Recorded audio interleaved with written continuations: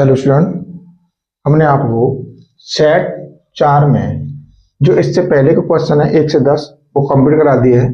अब इसके बाद में नंबर आता है हमारे पास 11 से 20।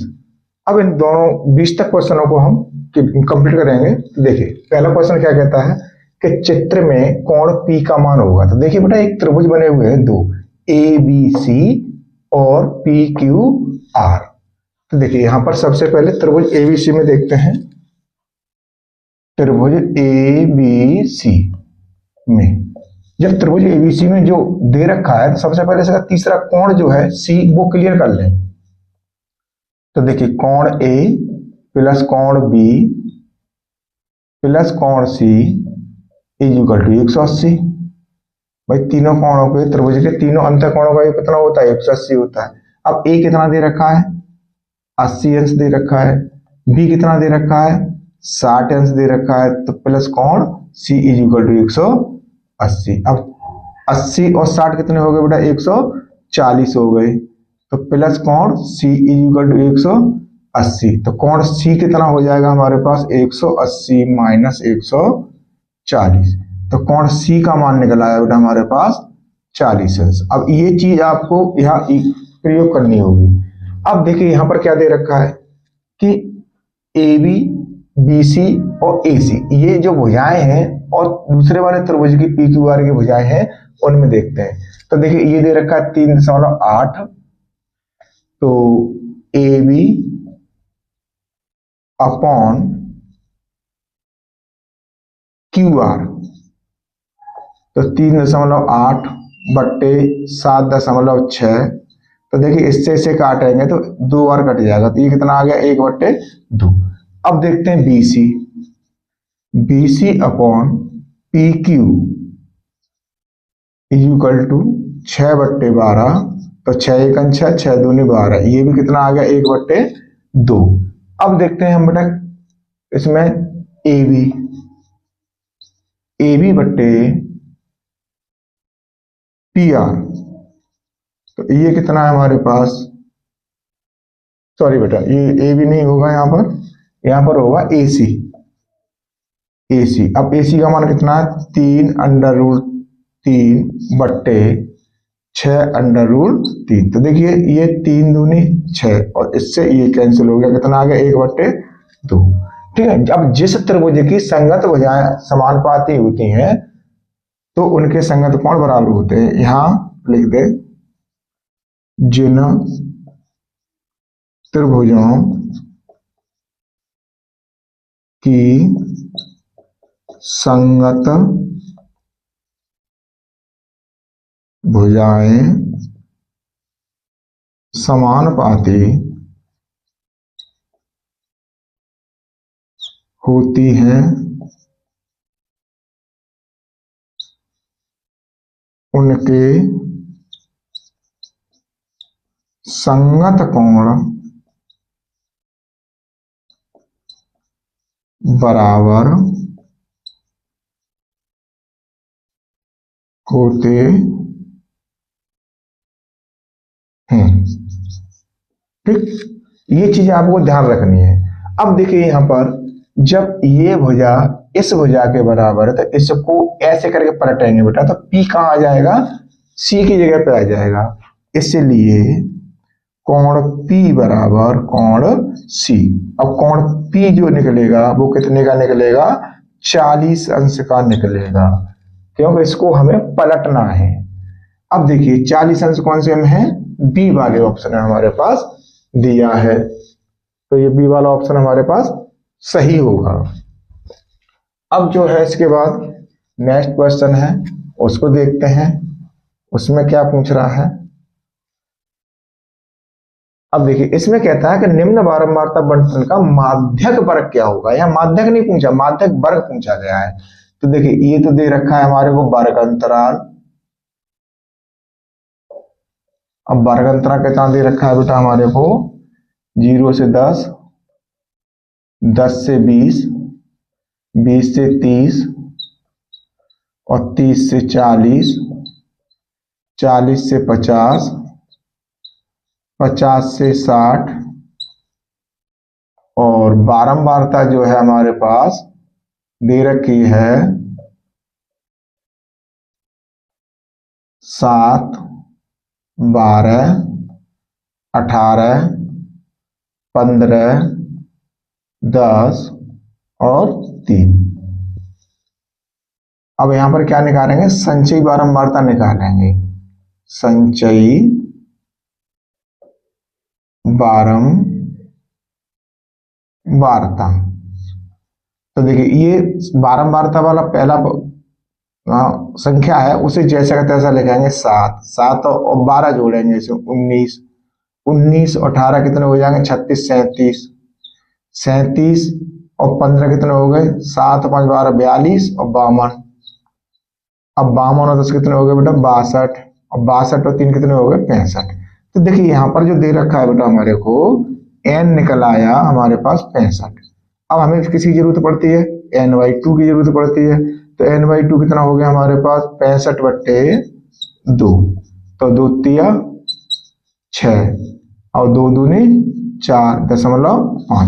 अब देखिए 32.5 जो है संचयी बारंबारता हम देखें कौन से वाले पद में जा रहा है, तो ये जा रहा है बेटा हमारे पास 37 में, जब 19 से ज्यादा है और 37 से कम है तो ये इस वाले में गया। तो वर्ग अंतराल कौन सा हो गया 20 से 30। अब 20 से 30 वाला वर्ग अंतराल कौन सा है बेटा हमारे पास, पहला ही वर्ग अंतराल है इसका 20 से 30, तो यही वाला ऑप्शन हमारे पास सही हो जाएगा इसका। अब है हमारे पास next question, sine theta is equal to cos theta, और थीटा का मान जो दे रखा है 0 से बड़ा है और 90 से छोटा है और बराबर भी है। देखिए यहां दे रखा है बेटा साइन थीटा बराबर कॉस थीटा, तो कॉस थीटा को इधर लेके आएंगे साइन थीटा बट्टे कॉस थीटा। अब इधर कितना बचेगा बेटा हमारे पास 1 बचेगा, क्यों कॉस थीटा जो है हमारे पास इधर आ गया हर में। अब ये बन गया tan theta, tan theta is equal to 1, तो थीटा बराबर निकालेंगे तो बेटा ये हो जाएगा tan इनवर्स 1। अब tan में 1 मान कितने का होता है 45 का होता है, तो ये थीटा बराबर हमारे पास कितना आ गया 45 अंश आ गया इसका मान। तो देखिए 45 वाला ऑप्शन इसमें सही है।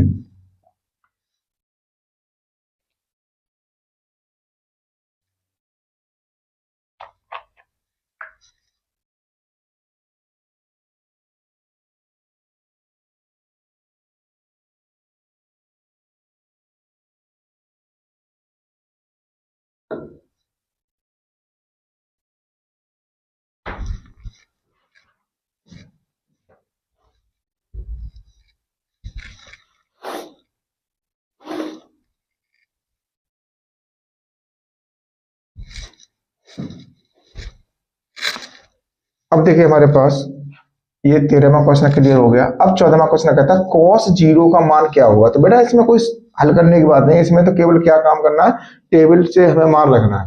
तो cos 0 का मान कितना होता है हमारे पास 1 होता है, तो ये 1 वाला ऑप्शन सही है। ठीक, अब कहते हैं नेक्स्ट क्वेश्चन में ये थोड़ा सॉल्व करना पड़ेगा।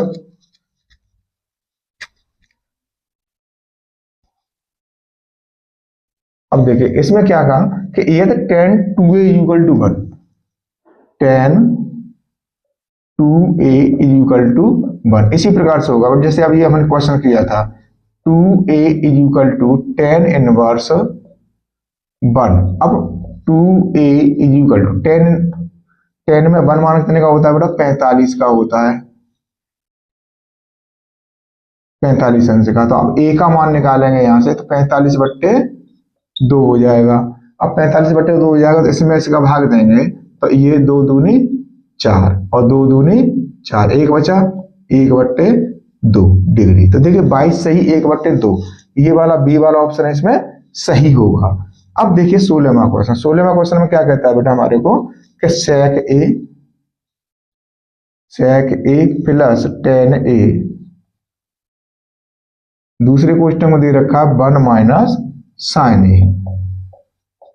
अब देखिए sec a को तोड़ेंगे बेटा, यह साइन दे रखा है तो इसको भी साइन कॉस में तोड़ेंगे, तो 1 अपॉन, अब sec क्या होता है 1 अपॉन कॉस, प्लस साइन क्या होता है साइन बट्टे कॉस, तो साइन ए बट्टे कॉस ए, और 1 माइनस साइन ए।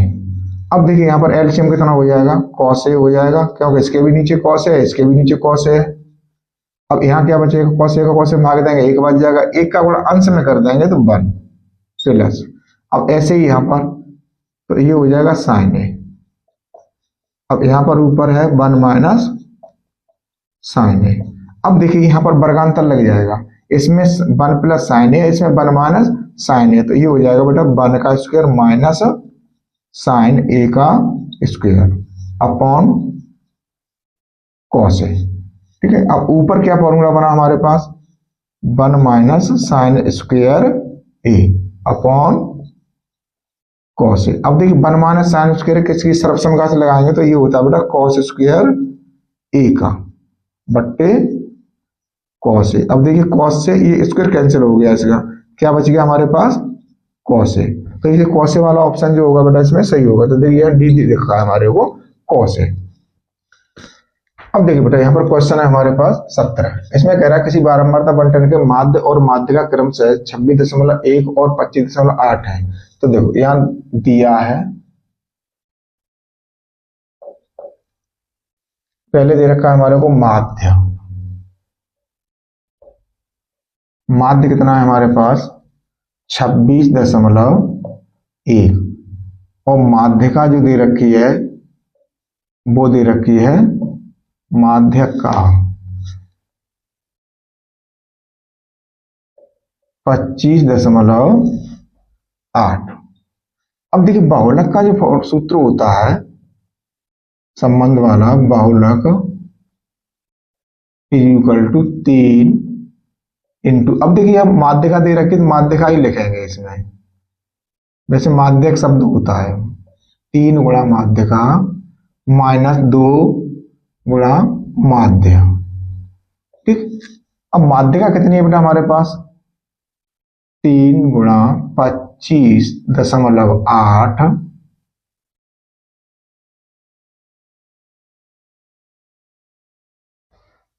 3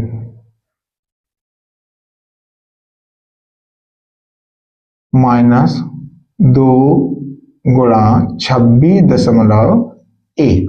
अब देखिए 3 का इसमें गुणा करेंगे, 3 अट्ठे 24 के 4 हासिल लागी 2, 3 5 15 2 17 17 के 7 हासिल लागी 1, 3 में 6 1 7, एक अंक बाद दशमलव माइनस, ये हो जाएगा बेटा 2 1 2, दशमलव लगा देंगे, 2 6 के 12, फिर 2 हासिल लागी 1 4 1 5। अब इसको हम घटा देंगे तो 4 में से 2 जाएंगे तो 2 बचेगा, 7 में से 2 जाएगा 5 बचेगा, 7 में से 5 जाएगा तो 2 बचेगा। तो देखिए इसमें ऑप्शन हमारे पास कौन सा मिला, ये आ रहा है 25.2।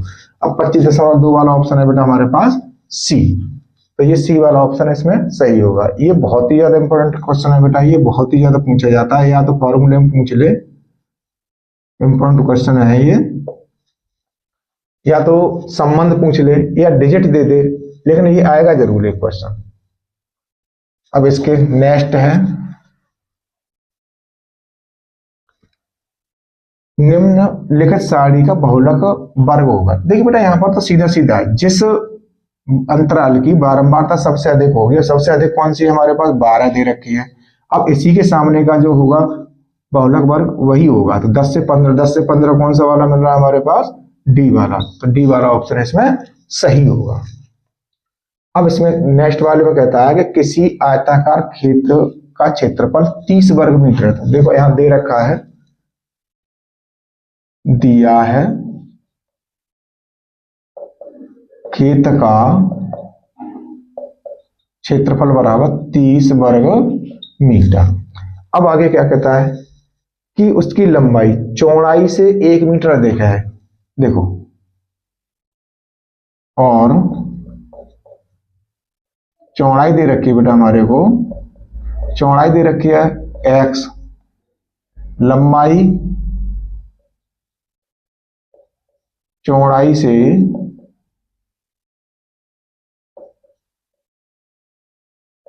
1 मीटर अधिक है, इसलिए लंबाई कितनी हो जाएगी बेटा हमारे पास x प्लस 1 मीटर।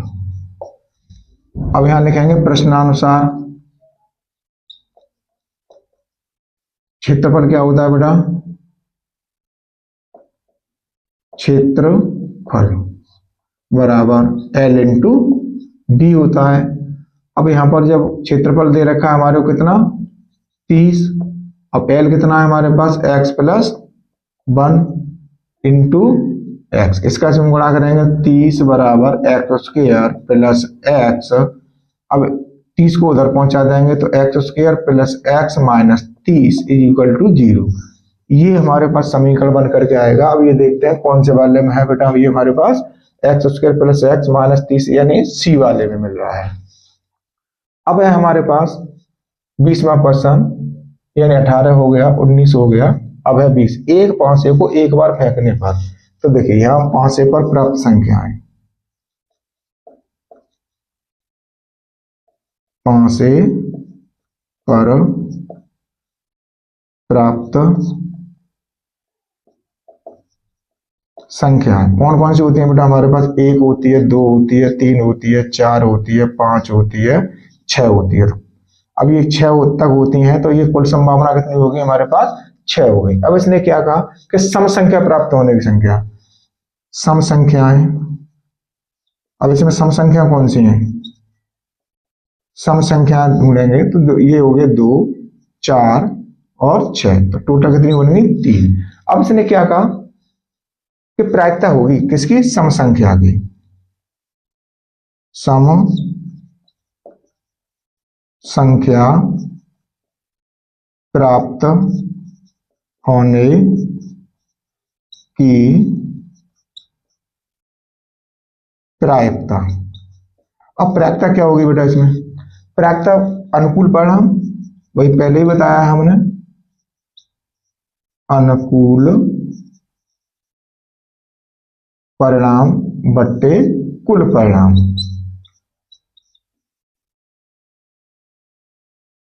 अब देखिए अनुकूल परिणाम कितने हैं? जो जितनी हमें सम संख्या प्राप्त हो रही है, कितनी हो रही है? 3, तो 3 हो जाएगा। अब कुल परिणाम कितने हैं हमारे पास? 6, यानी टोटल संख्या कितनी होती है पांच पर? 6, तो ये 6 आ जाएगा। 3 का 3, 3 दूनी 6, कितना हो गया? 1/2। अब 1/2 वाला ऑप्शन होगा इसमें, वो हमारे पास सही होगा, तो ये होगा सी। अब देखिए बेटा यहाँ पर हमने आपको 20% क्लियर कर दिए हैं।